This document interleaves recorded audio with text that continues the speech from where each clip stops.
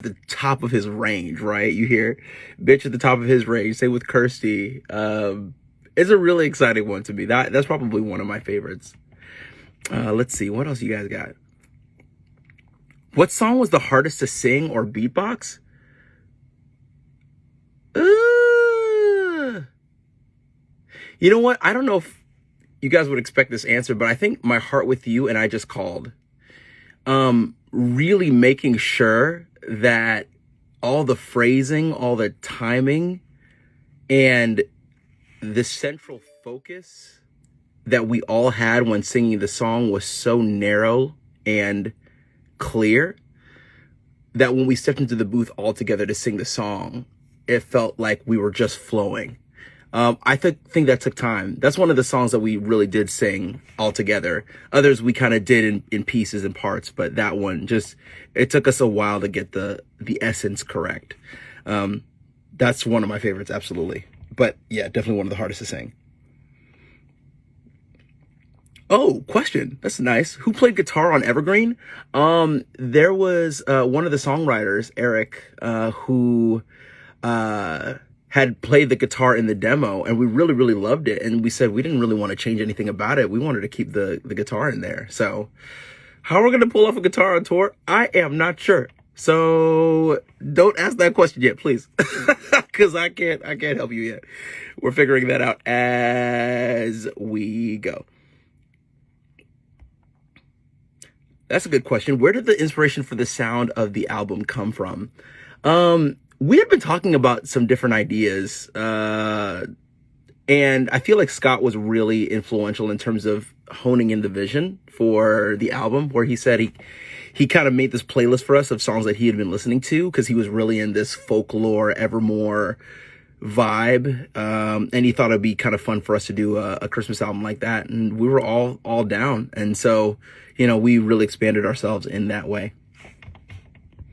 These are fun questions. Keep them coming, everybody. How was the process of recording the album? That's a really good one. So this album, first of all, we did this on a scale of 1 to record time. Oh my goodness, great God Almighty. We did this in record time. We did this album about in a month, or like 6 weeks from concept to pre-arrangement to get into the studio and recording all of it. I'd say this album and the previous Christmas album were the two fastest we had ever recorded.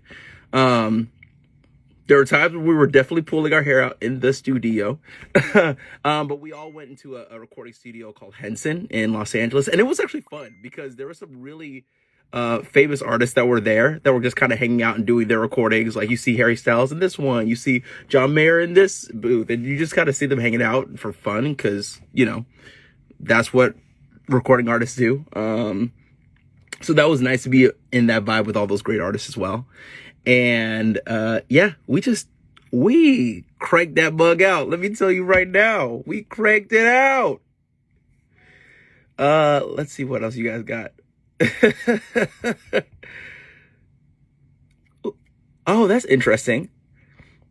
Oh, response couldn't be shared. But out of all the Christmas albums that we've made, which one is probably my favorite?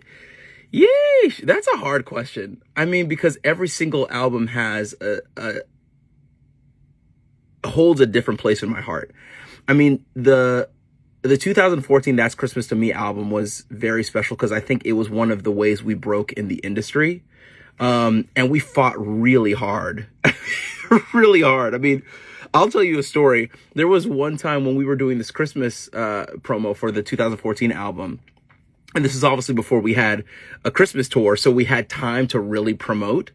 We flew from New York to Germany to Japan, all the way back to New York in the span of like 4 days. It was nuts. My body did not know where it was. It was so hard. But I mean, we really tried our best to promote this so that, maybe we had a chance of breaking and it really worked. So we're thankful, but that's like one of the hardest, time periods I think we've had. But that one was special, I think. Obviously this album's fun. It's just a departure. Yeah, I mean, every Christmas album's different, but it's each one's fun. So, um, and obviously there's probably going to be more to come. So there you go. Let's see. Interesting. This is a good question. Do you have a quote or situation that changed your view on something? Yeah, actually, so I work with a coach. I guess you call it high performance coaching. I love this man. I actually have a call with him in 10 minutes, so I'm excited to be able to use this coach, this phrase with you guys, because he'll be excited that I used it on this live. But he told me gratitude is the fuel of all success. And I was like, what?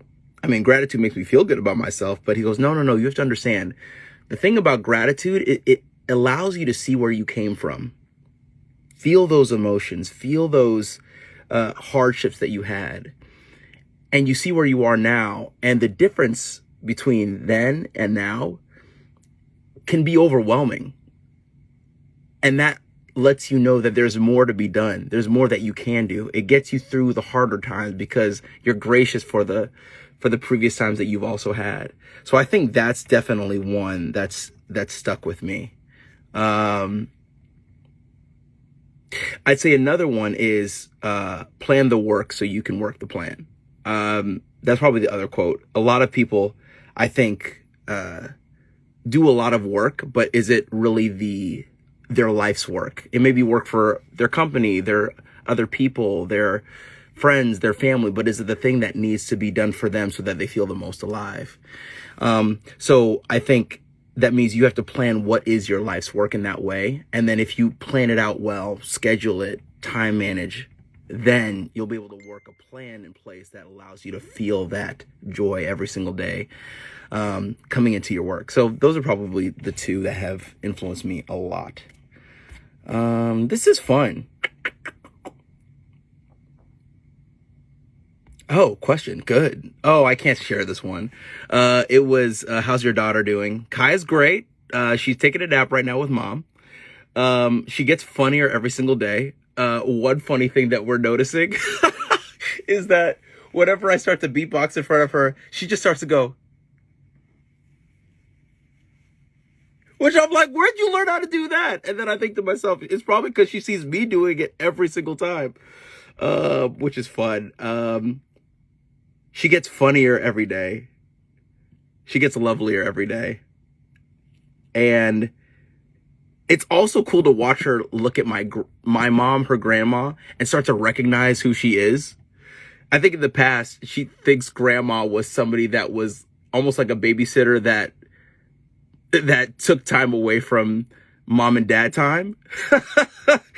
And because we'd go off on dates and stuff like that. And she's like, wait, you're leaving me alone with this woman? Oh my gosh, where's my parents?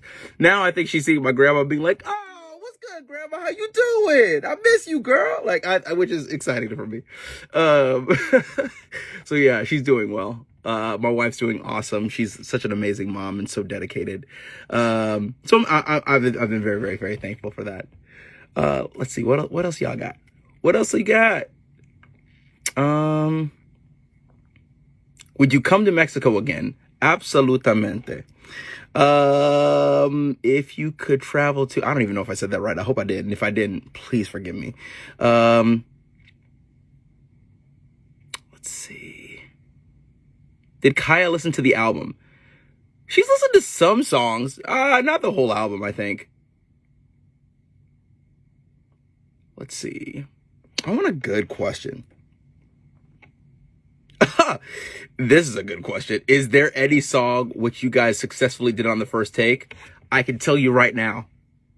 Absolutely not.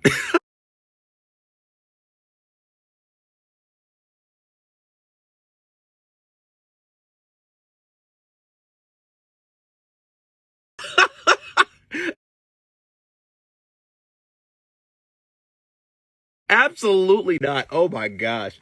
I mean, I cannot just, oh yeah, here we go. First take, boom. Nah, that's just not how it works, everybody. No, it took a lot of tries, took a lot of time. The transition from in Kirsty's verse to the bridge right before the hook that Mitch comes into, that whole place, I remember I was recording and I was just feeling it and I tried something and that whole part that I just did that. I was just feeling it. I did it. And Ben looks at me after I was done. He goes, "We're keeping that. You don't have to do that again. That was great." And I'm like, I didn't even know I was going to go there. He goes, "I didn't either, but it worked." So there are definitely times where it happens, but most things on this album, no. It took a little bit of time. Tour in Europe. Yes, we're absolutely touring in Europe. Actually go to ptxofficial.com/tour and you'll be able to see our tour dates there. Please come. And also guys, please come to our Christmas tour. I'm so excited for this. It's like so exciting to tour again, y'all. Like, obviously be healthy, stay safe, wear a mask if you can. Like, please, we'd love for you guys to come, and feel welcome here. We really are excited for you guys to come to this tour. Funniest memory in the process of recording this album, it's literally just the late nights. I mean, there were a couple of nights where it was just like me, Ben, Matt, and Scott. Oh yeah, when we were trying to record all the drums, or the kind of the drum patty sounds for Wonderful Christmas Time, we were trying the most hilarious things. Oh, that one, in addition to I Saw Three Ships. We tried so many different things and we were looking crazy doing it. I'm sure there's going to be a blooper video that comes out sometime of y'all seeing the just the foolishness that we went through recording this thing. It was so hilarious. Yeah, that's probably the funniest moment, just recording all those drums. Let me see. Okay, we got 4 minutes. I want great questions. What is your least favorite song to record on Evergreen?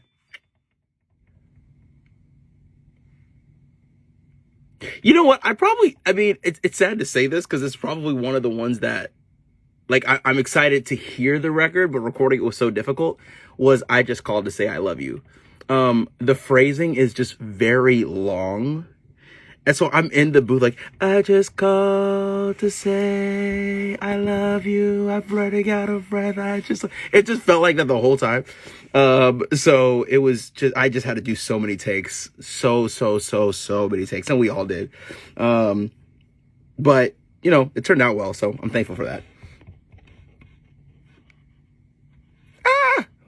Okay, 3 minutes. 3 minutes. I gotta find a great question. What's the best Halloween costume? You know what? I don't know. Because to be honest, I wasn't really one that ever celebrated Halloween growing up. But, and maybe this will tie into actually a bigger story, I'll say. This is the first time where I'm actually doing Halloween because I have a daughter. And we're gonna be like a Winnie the Pooh type family. Like, I think I'm Eeyore. I think Kaya's like Tigger. I think Lee is I forgot what she got for herself. But I guess the larger message for me is I feel like throughout my life I've never understood the necessity of like breaks and rest time, and I just felt like I just want to keep going. I want to keep making more music. At the time I wasn't dating, I didn't have a family, I wasn't married, so I was so focused on learning and growing and being the best me. And I'm so thankful I did that. Don't get me wrong, I don't regret any of that for a minute. But I think a lot of friends would ask me, Kevin, why don't you take a break? Why don't you take a second to breathe? And I said, I don't understand the need for it. I'm learning and intaking so much. But now that I have a daughter, I see the purpose for rest, because I want to connect with this beautiful human whom I get to know for the rest of my life. If she'll have me. I mean, you know, we'll see that. But, you know, if I'm excited for that. So intentionally making sure there are times in my day that are just for her, that are focused on her and nothing else. No pentatonics, no my own music, no nothing. Just her and the family. Man, it's been really beautiful. And I absolutely love those downtimes now. So I'm thankful. Very, very, very thankful. Oops. Okay. Oh my gosh. What songs are originals? I think it's just Evergreen, actually. I think that's the only one. Oh, you know what? Okay, I'll answer this question and then one more question. Favorite music video you've ever done? Probably. Honestly, I wasn't expecting to say this, but A Little Space. That video, vibe wise and look wise, I just thought was absolutely amazing. Or Midnight in Tokyo. That video is insane to look at. All right, one more question. Oh, I hope I can answer this in time. If you could associate every member of PTX with a song on Evergreen, what would you say? Mitch is River because he's very calm. Matt is Wonderful Christmas Time because he's just jolly. Scott is probably The Prayer because he just loves epic sounding, oh my goodness type stuff. Probably me, Frosty, because it's like got a little bit of swagger, got a little bit of a vibe, right? I think that's probably me. Kirsty, I would say Over the River, because she has so many cool projects and she's going to here, there, and everywhere. And I feel like that song has this kind of energy of tackling so many different